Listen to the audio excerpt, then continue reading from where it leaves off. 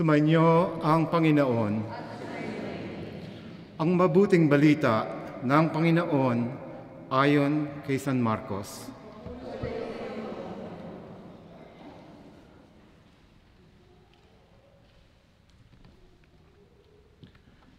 Ito ang mabuting balita tungkol kay Hesukristo na anak ng Diyos. Nagsimula ito noong matupad ang hula ni Propeta Isaias. Narito ang sugo ko na aking ipadadalang mauuna sa iyo. Ihahanda niya ang iyong daraanan. Ito ang sabi ng isang sumisigaw sa ilang. Ihanda ninyo ang daraanan ng Panginoon. Tuwirin ninyo ang kanyang mga landas.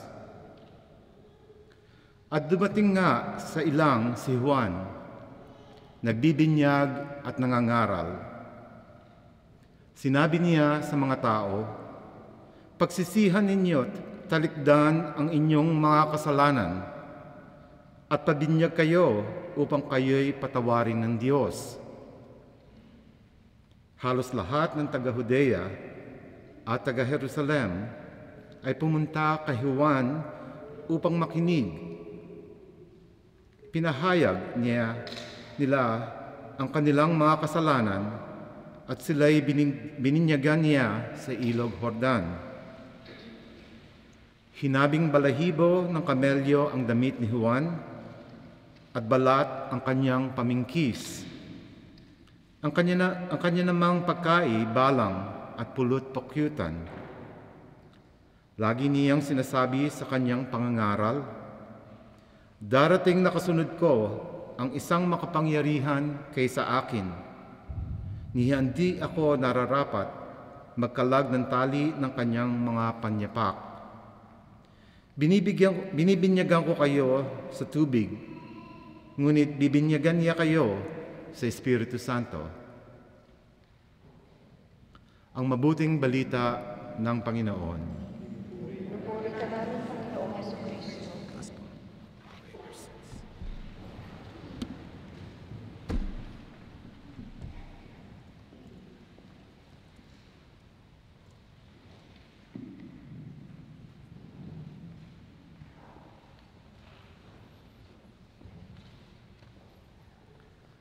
Magandang gabi sa inyo lahat. Siguro, kung merong isang salita na maaaring i-describe ang buwan ng Disyembre, ay itong salitang ito, shopping. Sapagkat yan ang gustong-gusto ng lahat. Sa mga Pilipino, alam natin na simula pa lang ng Setyembre, marami na nag-shopping at naghahanda para sa Pasko. Nung araw sa Amerika, nagsisimula ang Christmas shopping pagkatapos ng Thanksgiving. Pero ngayon, iba na. Napansin ninyo, marami nga nagsasabi na simula pa lang doon ng November, tapos na ang Thanksgiving.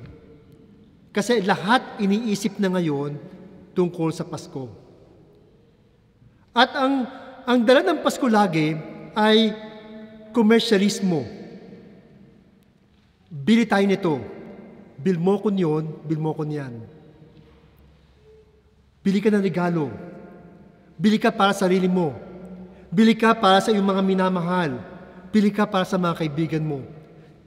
Sa madaling salita, kailangan gumastos ka para maging Pasko ang Pasko. Ganun na naging mentalidad natin dahil nga sa dala ng komersyalismo. So, ang Pasko ngayon, katumbas niya, shopping. At alam niyo ba kung sino ang nagsimula nitong Christmas shopping? Alam niyo kung ako tatanungin ninyo, ang may kasalanan latang ito at ang nagpauso na itong shopping nito ay walang iba kundi ang tatlong hari. Sapagkat itong tatlong haring ito, bibisita lang sa bata, nag-shopping pa. At hindi lang mumurahing pinunta nila. Hindi sila nagpunta sa Salvation Army para mamili ng regalo. Nagpunta pa sa jewelry store. May dalang ginto, frankincense o insenso at mira. Ito ang mga mamahaling commodities nung panahon na yun. Nakita ninyo? At simulan yun, nauso na ngayon ang shopping kapag dating ang birthday ng ating Panginoon. Pero, ang maganda nito, buti na lang, yung 3 hari lang ang nag-shopping at hindi kasama mga asawa nila. Kasi kung kasama mga asawa nila, hindi lang 3 ang regalo makukuha ni Jesus. Siguro, may kasama pang diapers yan. Siyempre, alam niyo naman mga nanay, kapag namili yan, no, kompleto. May diapers, may milk powder, no? Merong essence of chicken, at pati bird's nest para sa nanay. Kompleto. Diyan nagsimula ang shopping event ng Pasko. Pero sa ating narinig na ebanghelyo ngayong araw na to, si Juan Bautista, no, na siya pinakasentro ng Adbyento, ng selebrasyon ng Adbyento, makikita natin na hindi siya nag-shopping. Hinanda niya ang daan para sa Panginoon, pero sabi niya, walang shopping-shopping. In fact, maski yung suot niya, ano suot niya? Hinabing balahibo ng kamelyo ang damit ni Juan at balat ang kanyang pamidkis. Anong klaseng damit yon? Saan ba siya pupunta? Halloween party? O kaya sa marathon? Tapos yung kanyang kinakain, hindi pagkaing pamasko.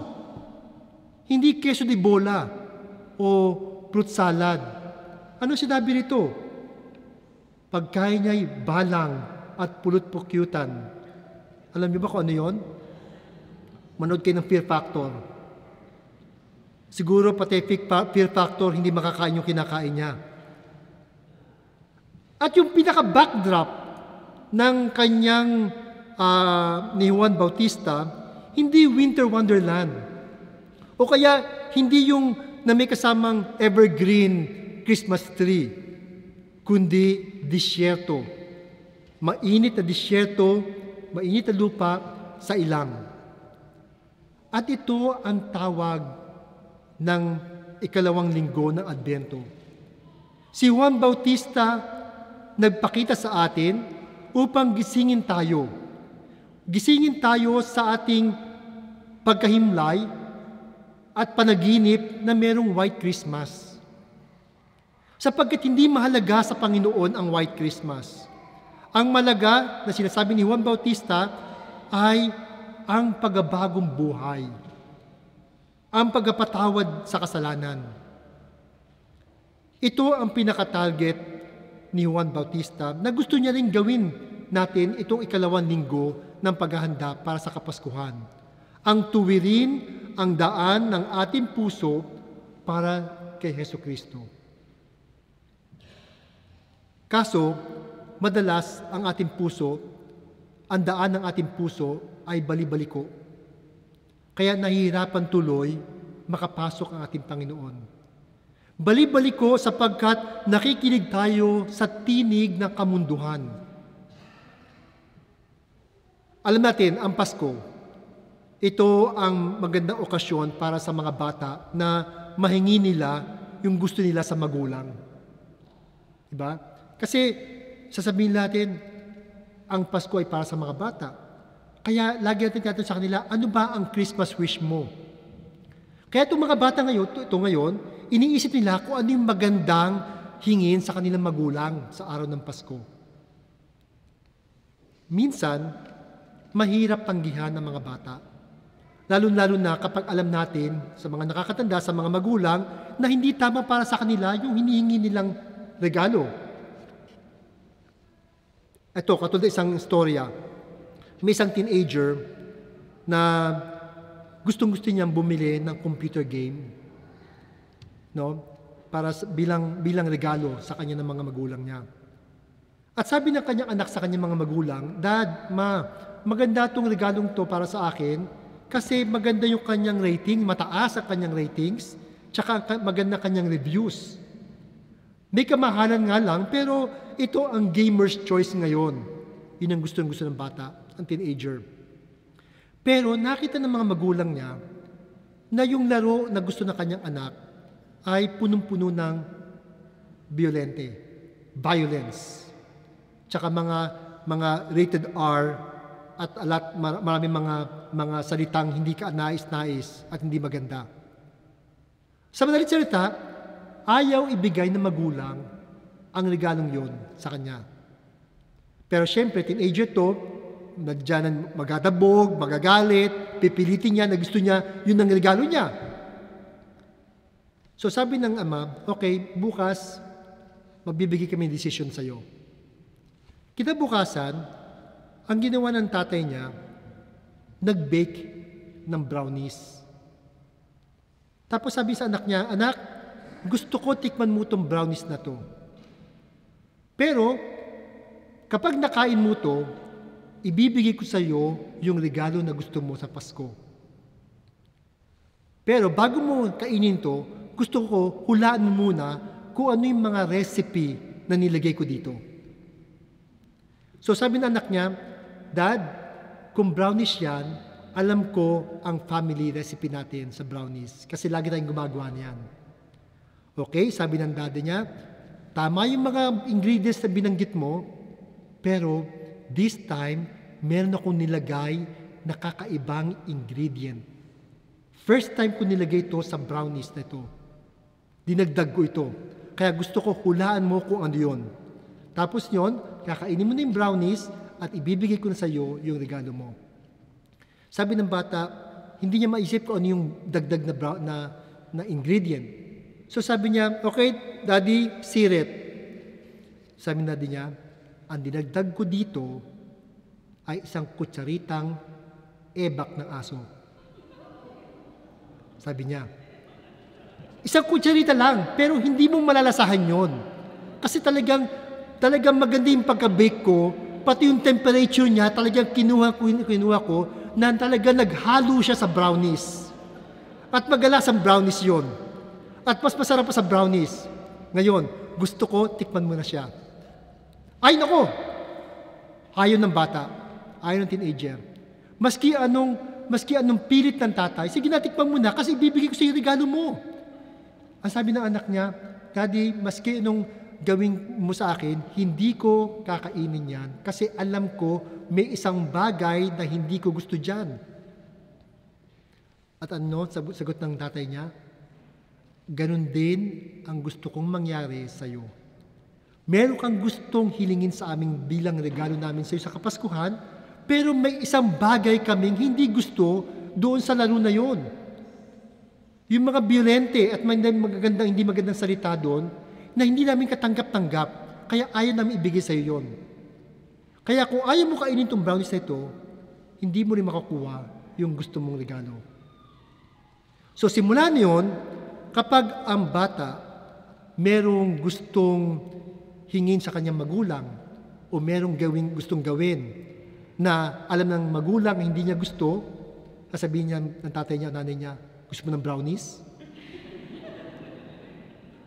At wala nang question, hindi na magsasalita yung anak niya.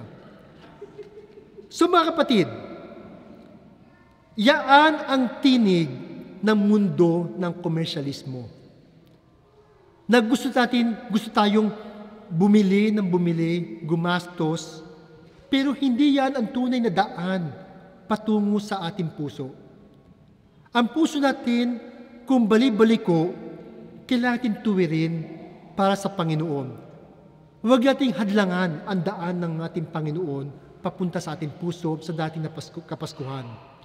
Ito lang ang hinihingi sa atin ng Panginoon. Ituwid ang daan para siya makadaan sa ating puso. Hindi masama mag-shopping. Kapag nag-shopping ka, shop wisely, sabi nga nila. Sapagkat ganyan din ang mga tatlong mago. Kaya nga tinawag silang wise men. Kasi nag-shop sila they shop wisely. Anong binili nila? Ginto, mira, at ang insenso. Hindi lang basta regalo yan, kundi yan ay regalo na may simbolismo. Simbolismo ng kanyang pagiging hari, ng kanyang pagiging Diyos, at pagiging tao. Mga kapatid, sa araw ng Pasko, naway sa ating paghahanda, makapaghanda tayo ng tuwid na daan para sa Panginoon sa pamamagitan ng pagsisilbi sa ating kapwa at ganun makapasok ang Panginoon at maging bagong manger, bagong Belen ang ating Panginoon, ang ating puso para sa Panginoon. Pagpalain nawa kayo na may kapal. Amen.